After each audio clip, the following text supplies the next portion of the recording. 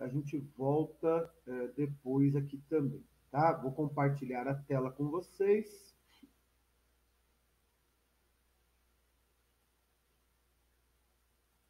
Isso, compartilhando a tela. Beleza, tela compartilhada. Vamos lá, então. Falando da Revolução Industrial, então, nós tocamos nas grandes mudanças, né, que ocorreram na Revolução Industrial, começando pela primeira e depois pela segunda.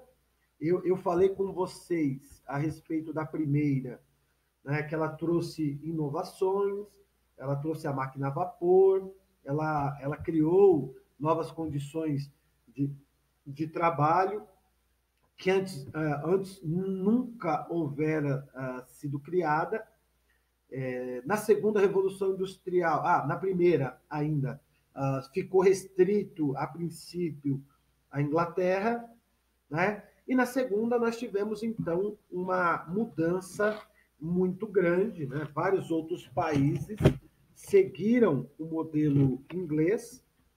Lembro até que na primeira aula nós falamos a respeito do porquê a Inglaterra ela se torna pioneira, né?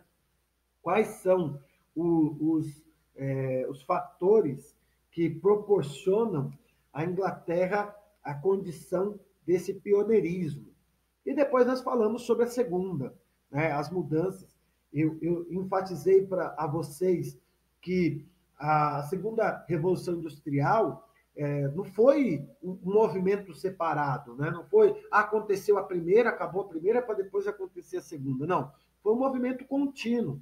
Isso se dá até hoje, até a quarta Revolução Industrial, que nós estamos vivendo nela, que em geografia você já deve ter aprendido aí, né? A indústria 4.0, que o pessoal fala, que é a quarta fase da Revolução Industrial. Até hoje nós estamos vivendo nessa revolução que começou lá por meados do século XVIII, né? 1750, 1760, e que até hoje vem passando e vem mudando aí. Para nós, o importante que nós estamos vendo são a primeira e a segunda. E dentro dessas transformações que ocorreram na primeira e na segunda, nós temos impactos diretamente à vida dos trabalhadores. E os impactos à vida dos trabalhadores é o ponto que nós vamos falar agora e depois com a era Meiji. Tá? Eu sinto falta isso no material de vocês. Se vocês procurarem no material de vocês, pouco ou quase nada nós vamos encontrar falando sobre a questão dos trabalhadores. Né? É muito pouco. Página de número 22 e 23, que nós vamos encontrar algumas coisas falando, mas que, ao meu ver, é muito pouco do nosso material. Então, por isso, esses slides aqui para completar o que estiver faltando aí. Se vocês tiverem alguma pergunta em torno disso, nós vamos aí, né, se mantendo, conversando. Então, página de número 22 e 23, vamos lá. Primeiro ponto, a Revolução Industrial, que trouxe tantos benefícios, mudanças que são inegáveis, nós não viveríamos mais, não tem como mais voltar para trás, não tem. Até teria se destruísse tudo, porém, imagine não ter eletricidade, imagine nessa quarentena se não tivéssemos os mecanismos da globalização, da informação, né, dos transportes, nós estaríamos, sei lá, no tempo da pedra, né? Já tem gente que já, mesmo com tudo isso, já está quase que com um tacape na mão e querendo bater na cabeça do outro, né? Uga, uga, né? Nós temos visto isso. Infelizmente, coisas que estão acontecendo pelo Brasil são inacreditáveis. Mas imagine se nós não o tivéssemos, né? Se nós não tivéssemos todos esses bens que a tecnologia, que a revolução industrial, né, com a tecnologia produziu para nós. Para mim, é quase que impensável viver sem isso hoje. Né? Imagine vocês. E olha que eu sou do tempo que não existia internet, né? Eu sou do tempo que a gente ia para uma coisa chamada biblioteca. Professor, o que é isso, professor? Existia isso. Né? Livros, sabe? Livros que você, empoeirados, enciclopédias, um troço chamado Barça. Eu ia para lá para conseguir, né, pegar esses livros.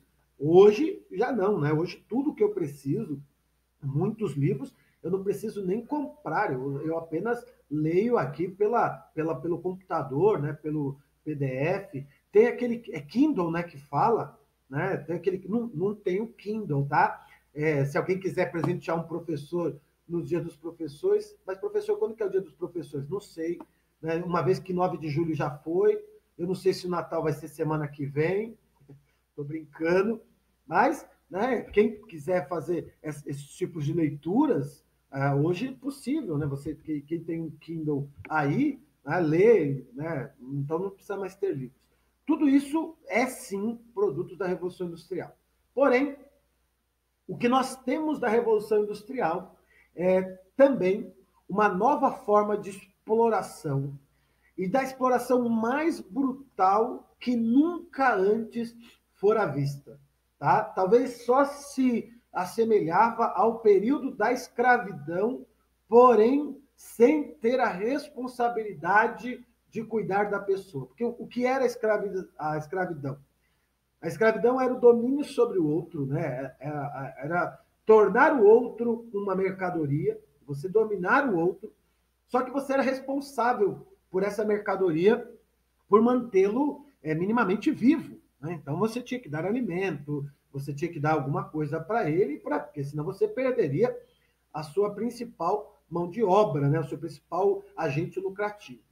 A Revolução Industrial marca, então, a burguesia, né? Que vai agora, a burguesia ela é dona dos meios de produção, a gente já citou isso daqui para vocês, né?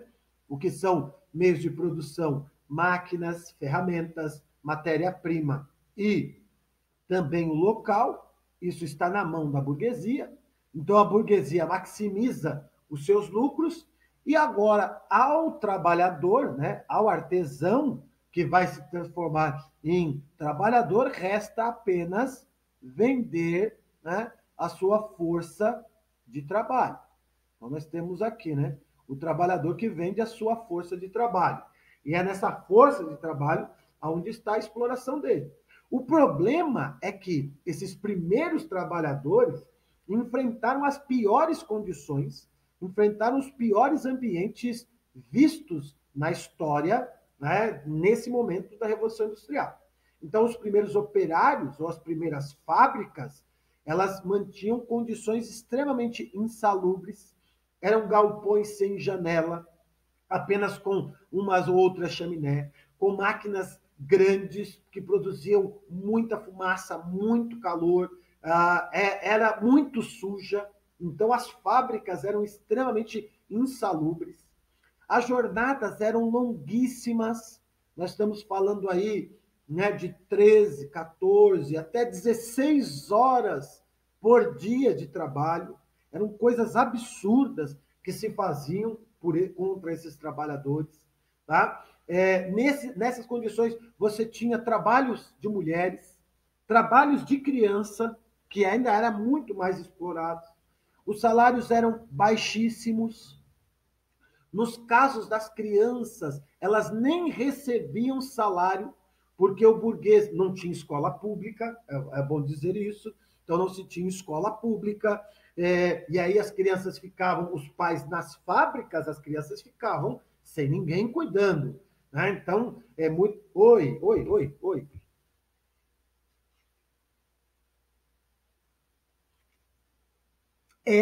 Não a mesma, não é a mesma, Ian. É a condição que aconteceu na Europa. O que eu estou falando aqui é a condição da Europa. Não, não, não tem problema. Não tem problema. O que eu estou falando aqui é a condição da Europa. Tudo bem? Quando chega, sem problema, quando chega a Revolução no Brasil, né, no caso do Brasil, o Brasil, apesar de ter a exploração, mas você tem, de certa forma, já isso é diferente, né? Porque você já tem movimentos sociais que ocorreram na Europa e que estavam já lutando pelos trabalhadores. Tá? Então, no Brasil é um pouquinho diferente. Então, salários baixos, como eu estava dizendo, as crianças não recebiam salários, os burgueses diziam que estavam, como é que eu posso dizer aqui, fazendo um favor às crianças, colocando elas para trabalhar de 12 a 14 horas sem ganhar nada nas fábricas. Nós estamos ensinando um ofício a essas crianças e tirando elas da vadiagem, era o nome dado. Né? A indústria grande chega no Brasil 1890. Então, ainda não é indústria grande nem pesada, né? Nós temos alguns movimentos, Vitor, industriais, até um pouco anterior a isso, né? Nós temos o Barão de Mauá, né? O Visconde de Mauá, né? O Irineu Evangelista dos Santos. No caso mesmo, lógico, tem um primeiro surto industrial, nesse que você está citando aí, acontece um primeiro surto industrial, mas as indústrias mesmo pesadas, as indústrias grandes mesmo, vão chegar já na década de 1930, 1940, 50, né, que aí é o surto desenvolvimentista no Brasil. Né? Mas a gente tem esse primeiro surto, mesmo que você comenta aí, verdade, desse período aí. Condições de vida também precárias, uma vez que os salários eram muito baixos e muitos desses salários não dava nem para o trabalhador conseguir a sua própria vida, tá? Perdão, o trabalhador não conseguia repor a sua própria existência.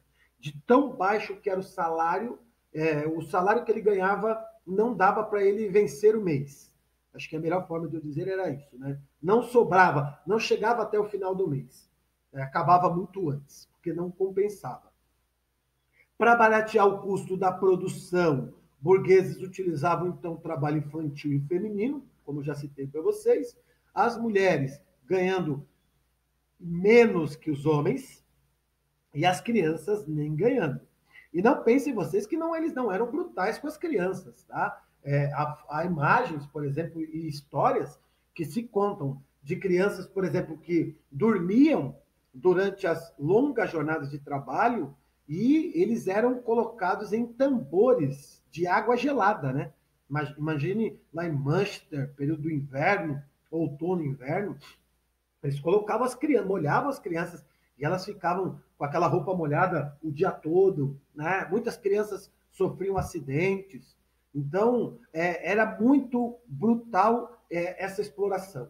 Né? Era muito comum uma criança, por a criança ter as mãos menores, ela entrava aos teares para tentar desembaraçar o tear. Só que o tear era uma máquina. E aí acontece, quando ela desembaraçava, a máquina descia, ela perdia um dedo, perdia um braço, perdia a mão, e ainda assim ela apanhava porque tinha estragado a produção, né, prejudicado a produção. Então, assim, era um negócio impensável, né, é um negócio brutal que aconteceu nesses primeiros anos de trabalho aqui. Então, os operadores, né, os operários, perderam o controle sobre o processo de produção, cada um agora só faz uma parte do processo produtivo e não somente isso, né? A sua velocidade agora é determinada pela máquina. Então a máquina diz para ele o quanto que ele tem que correr para produzir. E não havia nenhum sistema social de proteção aos trabalhadores. Então, se ficasse desempregado, não teria seguro-desemprego, não havia descanso remunerado. Né? Para vocês terem ideia, muitos trabalhadores trabalhavam de segunda a sábado. Né? E no domingo, que era o único dia de descanso, eles eram obrigados a estar nas igrejas. Se não estivessem nas igrejas, eles poderiam ser presos. Era, então, assim, muito extenuante para eles. Não tinha serviço de saúde. Então, se algum trabalhador perdesse um membro, ele estaria relegado a ficar sem nenhum tipo de proteção social, não existia aposentadoria.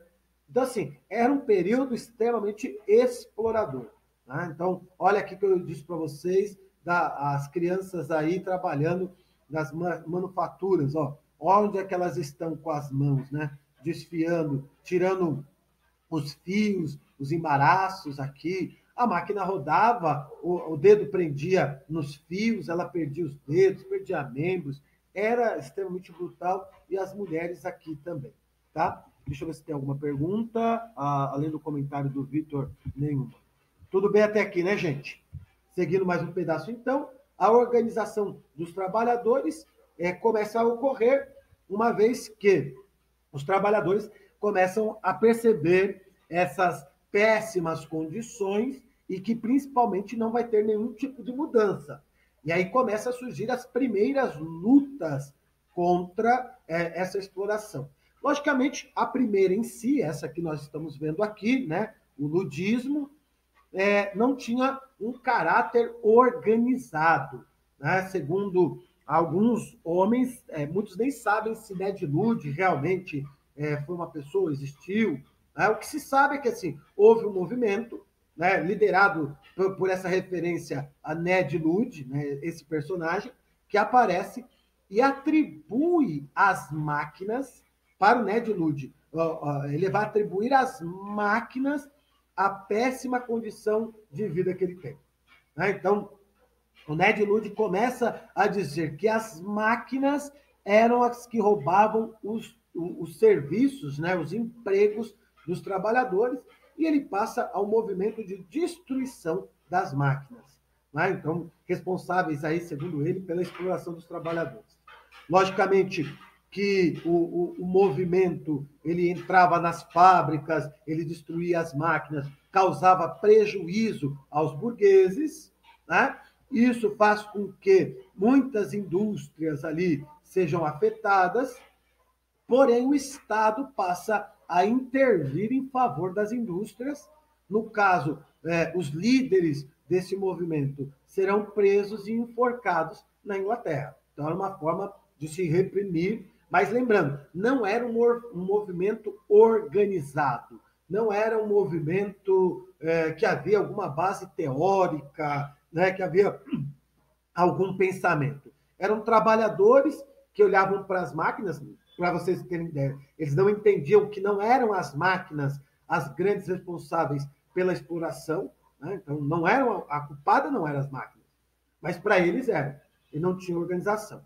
O próximo movimento, esse movimento já é mais organizado. Então, com o tempo, até coloquei aqui para vocês, os operários ingleses começaram a criar métodos mais organizados de lutas. Então, eles começaram a perceber que não eram as máquinas os problemas, mas era a nova organização política, econômica e social.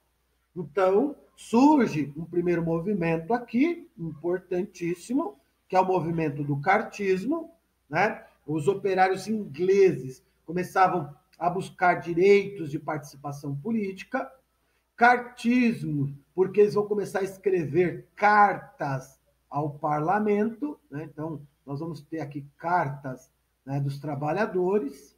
Essas cartas, elas tinham o objetivo de reivindicar melhores condições, direitos, né, para eles.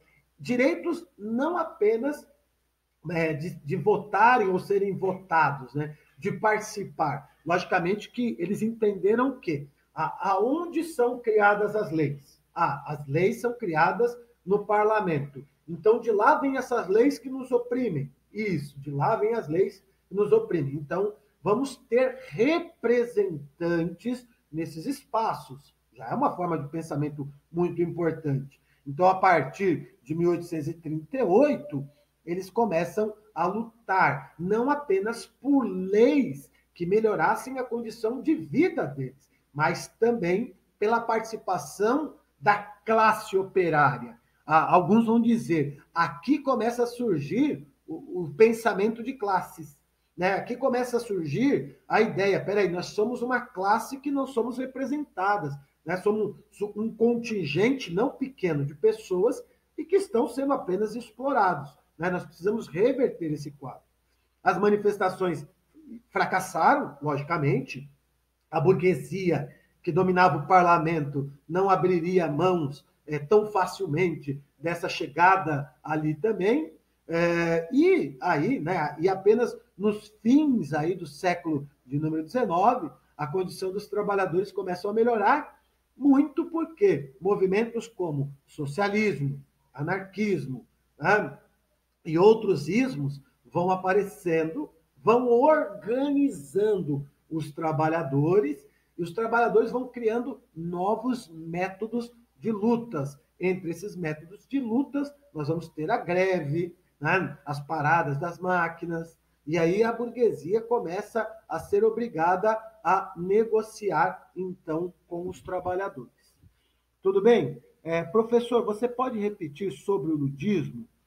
Caiu aqui, posso. O ludismo, Júlia, foi um movimento, né, que ocorre na Inglaterra, liderados aí supostamente pelo Ned Ludd, por isso ganha esse nome de ludismo, e que culpa as máquinas, né? Para o Ned Ludd, o que leva o trabalhador a essa vida miserável que ele está vivendo são as máquinas.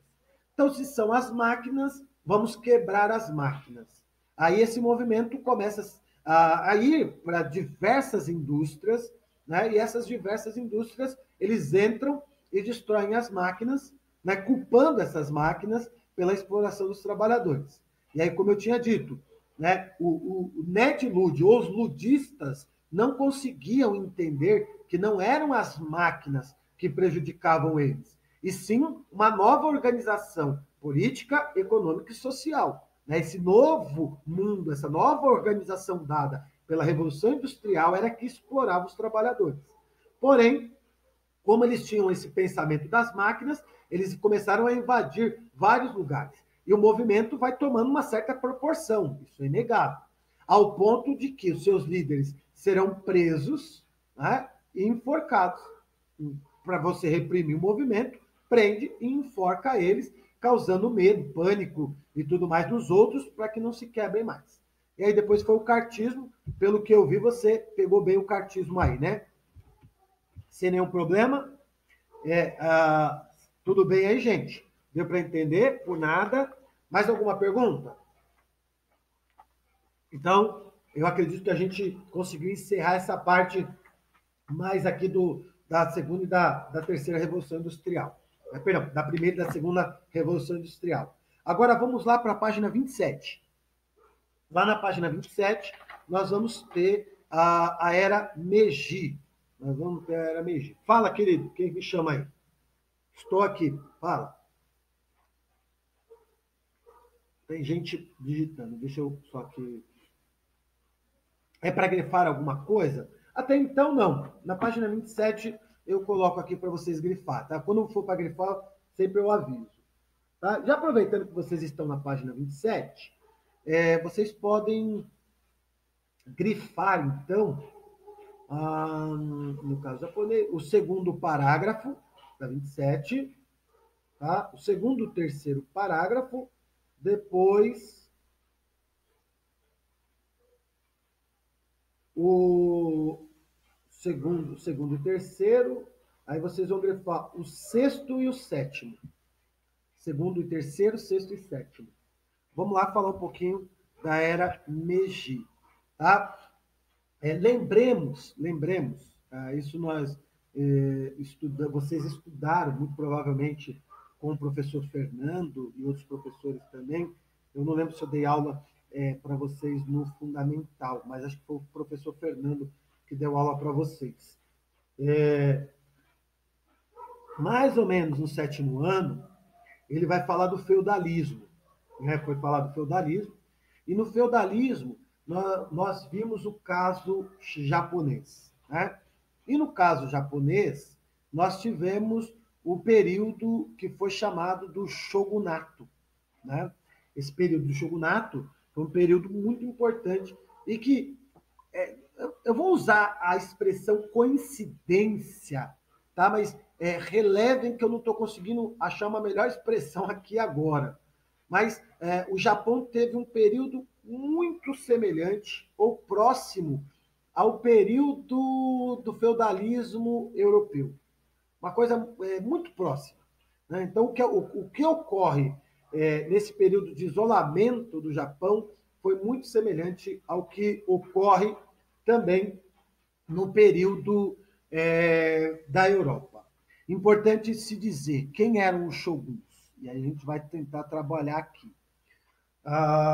Quando houve o Japão, né, o Japão é uma ilha, um conjunto de ilhas, esse Japão vai sofrer muita influência da China. A China era, lá entre os séculos 12, 13, um reino muito mais desenvolvido, e era o reino principal lá, né? Os famosos impérios mongóis, coisas que já existiam há um bom tempo, né? Gengis Khan, Kublai Khan, já tinham formado uma era chinesa muito importante, e o Japão começa a ter influências da China, né? O Japão aprende muita coisa com os chineses, e após isso, o Japão começa a criar o seu próprio estilo, né? Tem um imperador, ele começa a criar seu próprio estilo.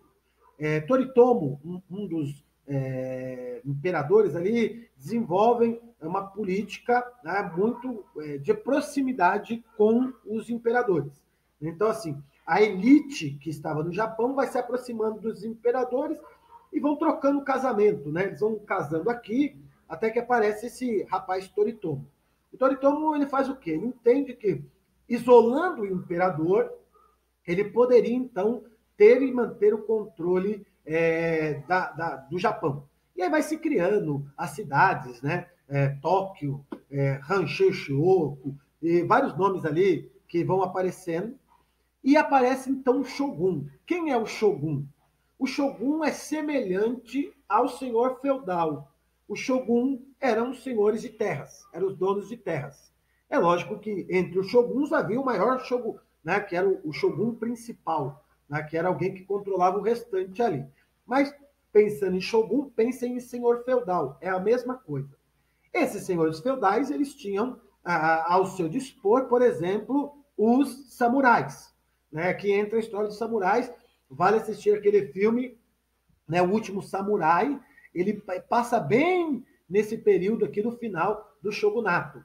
Então, os shoguns tinham os samurais, que eram bravos guerreiros, e que, em troca dos seus serviços com a espada, o shogun lhe concedia terras, né? O shogun lhe concedia certos privilégios em detrimento de outros ali. Também sobrevivia com a exploração de impostos e tudo mais. Porém, o shogunato ele vai falindo, né? Eu coloquei aqui para vocês. Então, ó, no início do século XIX, após o shogunato e o fim da política de isolamento, eu não falei, né? O Japão vai ficar isolado. Chega um período, ali a partir do século XVI, XVII, que o Japão se fecha e só vai reabrir para o mundo no século XIX, muito porque os shoguns vão promover esse fechamento aqui, né? Então, falando no período do shogunato, né, desse período do shogunato, nós tivemos o quê? O desenvolvimento de setores rurais, mineração e pesca, muito importante ainda até hoje no Japão. Surgiram novas técnicas de cultivo e a produção aumentou, né? Tivemos um crescimento econômico e populacional, aumento da circulação de mercadoria, isso internamente, e a multiplicação dos estabelecimentos comerciais. Porém, o Japão aqui estava isolado, né? Se você pegar a ilha do Japão aqui, ela estava isolada. Ela estava fechada para o restante do mundo, que é o mesmo quadro que nós temos aqui. Quando que começa a acabar esse isolamento? Quando os Estados Unidos vão mandar o Comodoro Montgomery para lá. E o Montgomery vai trazer uma carta do presidente dos Estados Unidos, né, dizendo que os Estados Unidos queria ter e manter relação econômica com o Japão. O Japão não queria, porém, os Estados Unidos mandam para lá a sua esquadra naval. Aqui começa a surgir a rusgas entre japoneses e estadunidenses, que lá para 1945 1941, vai resultar no ataque a Pearl Harbor e depois no contra-ataque nas duas bombas nucleares em Hiroshima e Nagasaki. Deixa eu ver se tem alguma pergunta, porque eu estou falando aqui, eu não sei se tem alguma pergunta aí. O Victor, que é a última revolta dos samurais contra a modernização. É um bom filme, isso mesmo, o Victor. É um filme, eu particularmente gosto bastante desse filme, ele fala muito bem desse período aí, nessa última revolta que nós temos. Então, nesse período, os Estados Unidos começam a pressionar o Japão para abrir-se ao mundo, né? Então, aí eles começam a ter esse problema, né? Politicamente viviam isolados, os shoguns enfrentavam, então, dificuldades financeiras e revoltas dos camponeses, mesmo porque os camponeses não aceitavam essa dominação. E aí, em meados do século XIX, o shogunato foi derrubado e uma nova era iniciou-se ali, a Era Meiji. A Era Meiji se baseou, primeiro, a abertura das fronteiras para o comércio exterior, principalmente com os Estados Unidos. A princípio, os Estados Unidos, depois com o restante. Hábitos e costumes ocidentais começaram a ser introduzidos. Né? Surge aquele provérbio, e esse provérbio japonês, surge no Japão o seguinte pensamento: se você não pode vencê-lo, junte-se a eles. É a ideia que tem. Né? E aprenda. Né? Se você não pode vencer, junte-se a ele e aprenda. E era o que eles vão fazer. E aí nós temos de cara um processo de industrialização ocorrendo de forma rápida e intensa na região. Por isso, o Japão vai ser um dos 7, ou por ser considerado G7, e vai ser um dos 7 países que completa a sua industrialização até o final de 1900, né, no comecinho de 1900. Vão ser apenas 7 países que conseguem essa proeza. Estar industrializados em 1900. Né? São, no caso, Inglaterra, França, Itália, Alemanha, Inglaterra, Itália, França, Alemanha, Estados Unidos, Japão e o Canadá. Né? Então, o Canadá vai ser o 7º que está ligado junto aos Estados Unidos. E transformou o Japão em um país rico, industrializado, que depois vai promover um processo de expansão. Aí, nesse quadro, nós temos, então, novos hábitos e costumes ocidentais, uma reforma agrária e a renovação de muitas das leis que vão ter características ocidentais, apesar que o imperador ainda é a figura central. Tá? Então, o imperador é Deus ainda, né? Se você colocar, ele é uma divindade. Ele só perde a sua divindade em 1945, quando ele é obrigado a assinar um documento dizendo assim: eu, imperador Hirohito, abdico da minha condição de divindade. Deixa de ser Deus. Tá bom para você? Né? Então, ele pode fazer isso. Incorporação ao sistema capitalista, né? O sistema capitalista vai ser essencial ali, avanços tecnológicos e transportes, linha férrea, né? O trem vai ser criado. O filme do Último Samurai tem muito essa parte das linhas de trem, né? São as linhas de trem que estão recortando o Japão e havia uma necessidade de você controlar grupos rebeldes, principalmente grupos de samurais. Né? Comunicação, telégrafo, que resultou, então, numa rápida modernização do Japão, o fortalecimento do Estado na figura do imperador e a liberação da mão de obra, né? Ou seja, o fim do regime feudal e a criação, então, de uma sociedade urbana. Né? Nós temos uma sociedade aqui urbana. Tudo bem? Então, visto aqui, pontos da Revolução Industrial neste momento. Alguma pergunta? Alguma pergunta, gente? Deixa eu só ver aí o horário, para não... Alguma pergunta, galera do bem?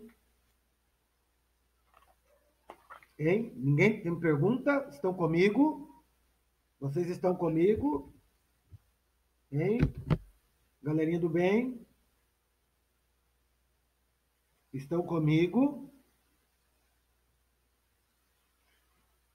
Ah, tá tudo por ordem aí? Deu para entender? Alguém quer fazer alguma pergunta? Tá tudo aí?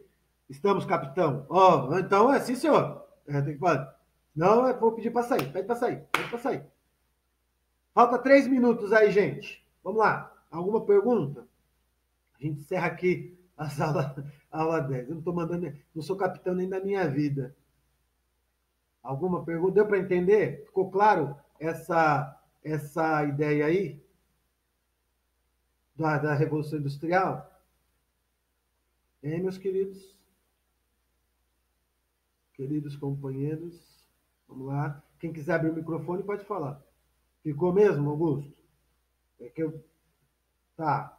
Então tá gravado aí. Ah, tem uma pergunta aqui. A utilização da mão de obra infantil era para baixar os custos? Sim, era para não só para baixar os custos, como para aumentar os lucros, né?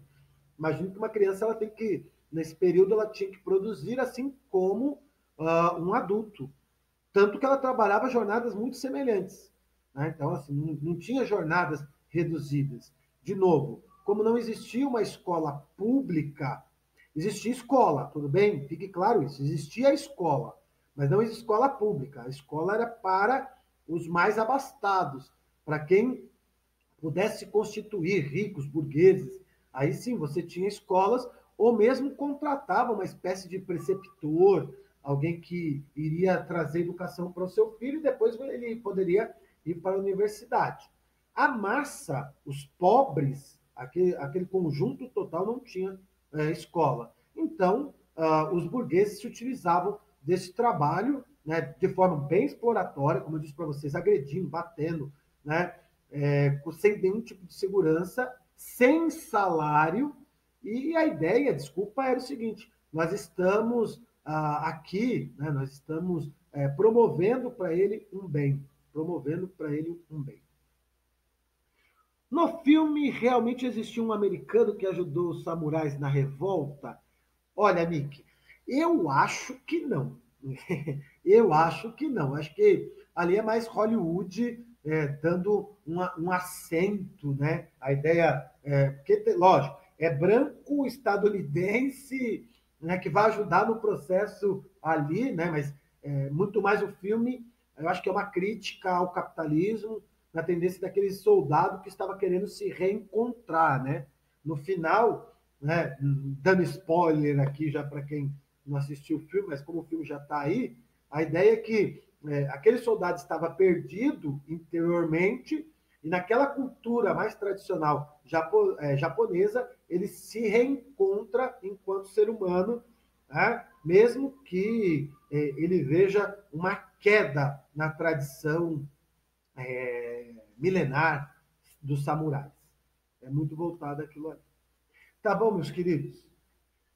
Então, vamos encerrando essa aula. Que vocês